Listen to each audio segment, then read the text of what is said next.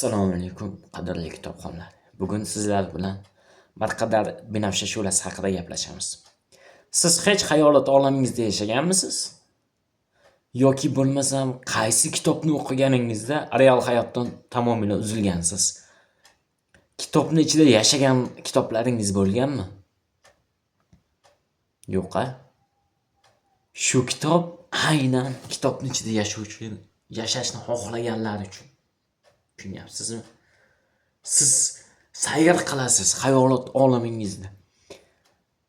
Xuddiki siz real hayotdan uzilib, xayolot olamingizda yashaysiz. Shu kitobda. Siz o'ylab ko'ring, tasavvur qiling, shunday kitoblar bo'lsa, uni ichida yashasangiz. Ya'ni bir qadar kitobni ochishingiz bilan ichidan nur taralib, sarin nurlar.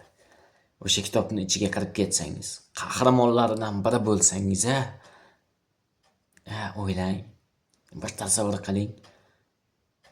Siz go'yoki xayolot olamingizda bo'lmasam aytaylik, bir kitobning ichidagi o'zingiz yoqtirgan qahramonga aylanib qolsangiz, naqadar yoqimli, bunaqa tuyg'u, bunaqa hissiyot yo'q hech qayerda.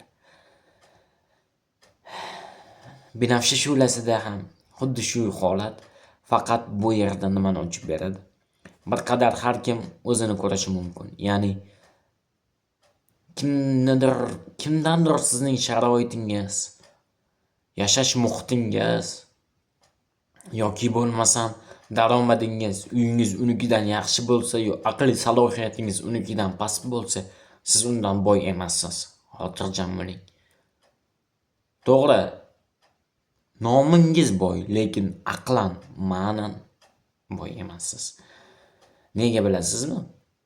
Chunki siz nazaringizga ilmaydigan inson aslida sizdan darajasi yuqorida bo'lishi mumkinligini anglay olasiz bu kitobda. Kitobning boshlanishi qanday?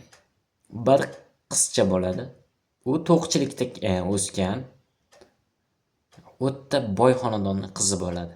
Lekin otasi o'sha boylikka erishgunga qadar qiyinchilik, zahmatlardan o'tganligi uchun bu qizni tarbiyalash uchun o'zi unib o'sgan mahallasiga olib keladi.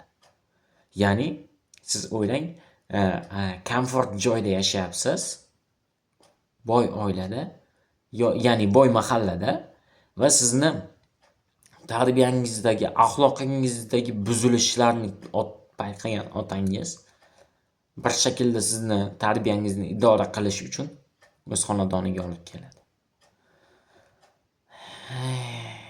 O'ylang.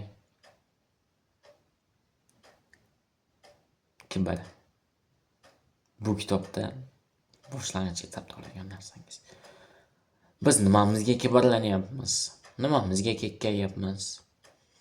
Birorta asar yozdikmi? Ya'ni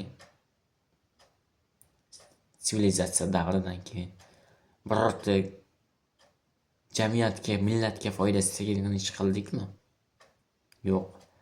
Demak, haqqimiz yo'q. Umuman haqqimiz yo'q.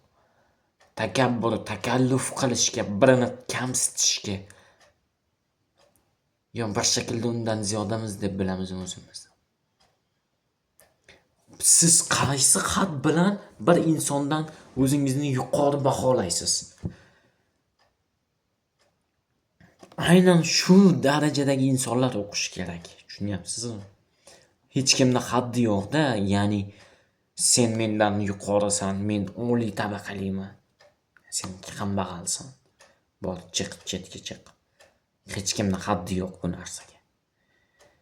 Binafsha shu'lasida bo'lsa, bunaqa xuddi shu holatda yoshlikdagi buzilgan tarbiyani bir shaklda to'g'ri yo'nalishda, to'g'ri yo'sinda o'zgartirishni o'rgatilgan. Farzandlarimizga diqqatli bo'laylik.